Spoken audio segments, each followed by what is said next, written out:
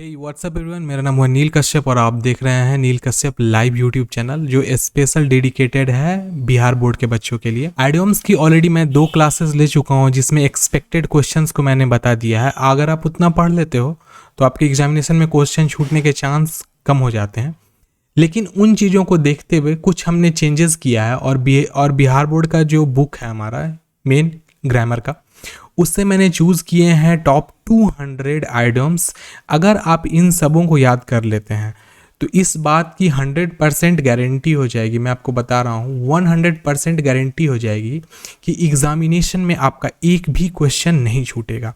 देखो, expected questions में ऐसा हो सकता है कि एक क्वेश्चन ऐसा आ जाए जो आपसे ना बने, लेकिन जो 100% गारंटी वाला जो मैं आपको कंटेंट दे रहा हूँ, इसमें ए से लेकर के जेड तक जितने भी आइडियम्स हमारे बुक में दिए हुए हैं ग्रामर के एनसीईआरटी के, उससे मैंने सब एक एक आइडियम्स को मैंने ले लिया है। साथ में हिंदी एक्सप्लेनेशन भी कर दिया है, साथ में सेंटेंस को भी एक्सप्लेन कर दिया है।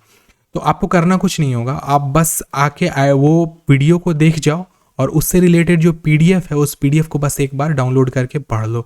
कोई आपको ज़्यादा मेहनत करने की ज़रूरत नहीं है, ऑलरेडी मैंने हर चीज़ को कंपाइल कर दिया है अच्छे तरीके से। तो चलिए हम लोग कंटेंट को शुरू करते हैं, लेकिन उससे पहले एक छोटी सी रिक्वेस्ट, अगर आप हमारे चैनल पे फर्स्ट टाइम आ रहे हैं तो प्लीज़ हमारे चैनल को अभी सब्सक्राइब कर दो, और रिविजिटर हो तो वीडियो को लाइक कर दो, बाद में आप भूल जाते हो।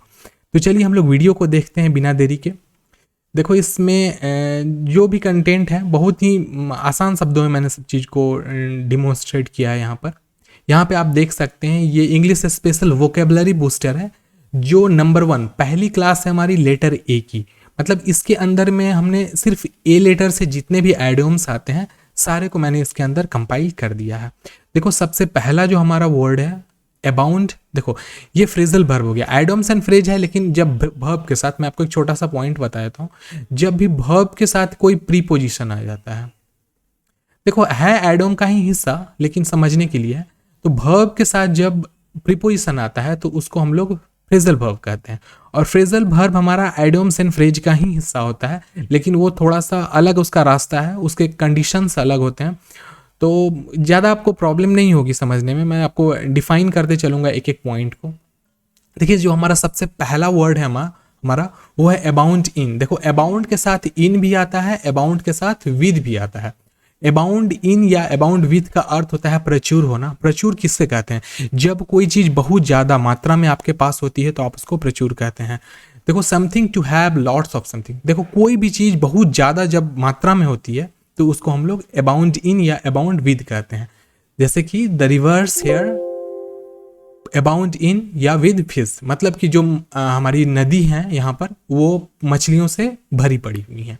दूसरा है अबव ऑल। अबव ऑल का अर्थ है सबसे महत्वपूर्ण, most important of all. He is intelligent, laborious and above all honest. मतलब वह इंटेलिजेंट, ज्ञानवान है, मेहनती है, और सबसे महत्वपूर्ण वो क्या है? तो ईमानदार भी है।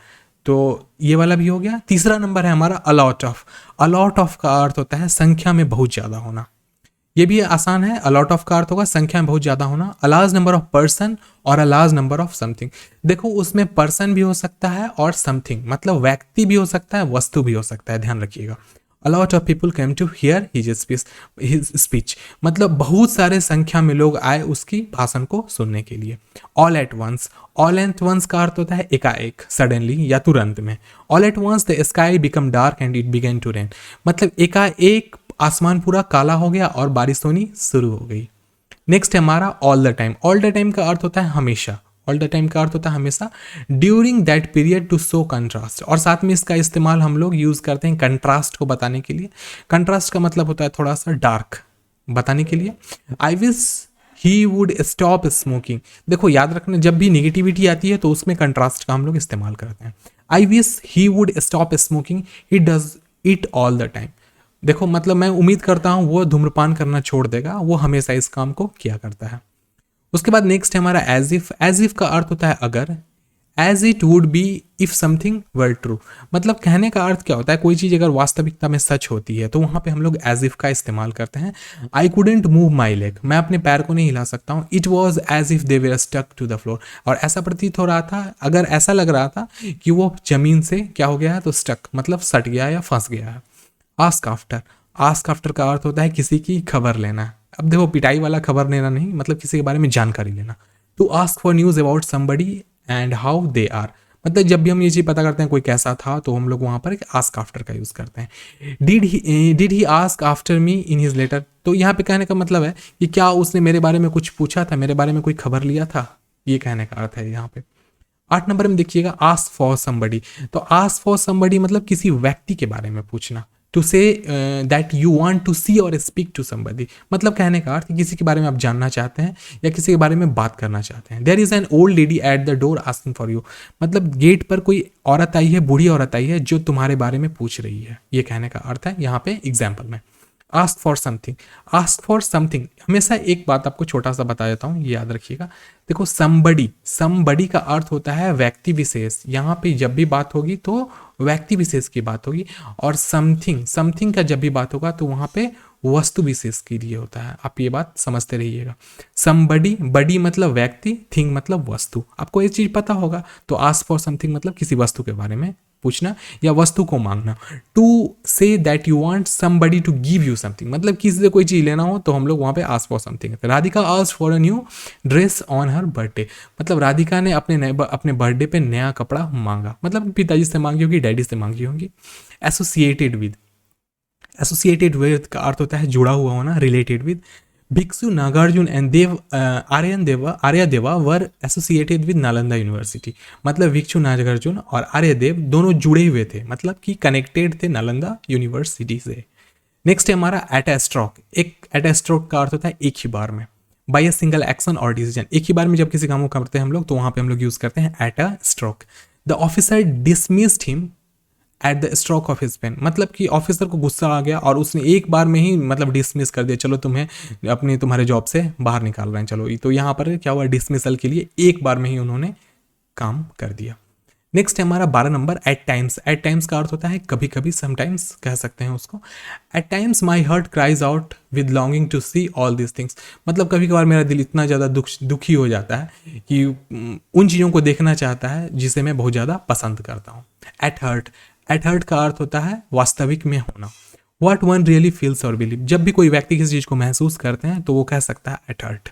John appears to be rude, John दिखता तो ऐसा रूड है, मतलब बहुत ही ज़्यादा निष्ठुर दिखता है, बट एट हर्ट, लेकिन वास्तविकता में दिल से वो बहुत ही काइंड मैन है, is a very kind man, वो बहुत ही नम्र दिल इंसान है। At the 11th hour, at the 11th hour ये हमेशा पूछा जाता है, इसको VBI मोस्ट इंपॉर्टेंट आप कर लीजिएगा।